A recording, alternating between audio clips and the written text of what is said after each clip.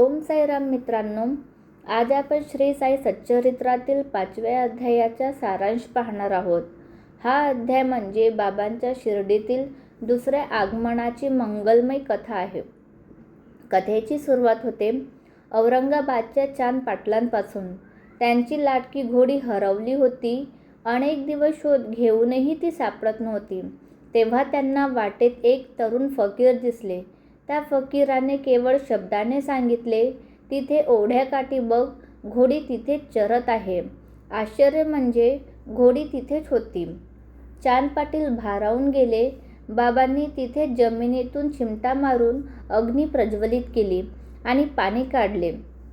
हे पाहून चांद पाटलांना खात्री पटली की हे कोणी सामान्य फकीर नसून साक्षात ईश्वर आहेत. त्यांनी बाबांना आपल्या घरी येण्याची विनंती केली. काही काळाने चांद पाटलांना मेव्हण्याच्या लग्नासाठी वरात शिर्डीला आली. तिथे खंडोबाच्या मंदिरासमोर वरात थांबली तेव्हा म्हाळसापतींनी बाबांना पाहताच साद घातली, या साई.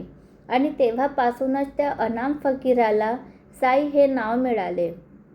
बाबांनी राहण्यासाठी एका पडक्या मशिदीची निवड केली. मशीद हीच माझी आई आहे असे बाबा म्हणत. याच ठिकाणी त्यांनी गरिबांना पण मदत केली आणि भक्तांच्या कल्याणासाठी आपली धुनी सतत प्रज्वलित ठेवली. 5वा अध्याय आपल्याला शिकवतो की जेव्हा आपण पूर्ण श्रद्धेने देवाला हाक मारतो तेव्हा तो स्वतःहून आपल्या आयुष्यात येतो.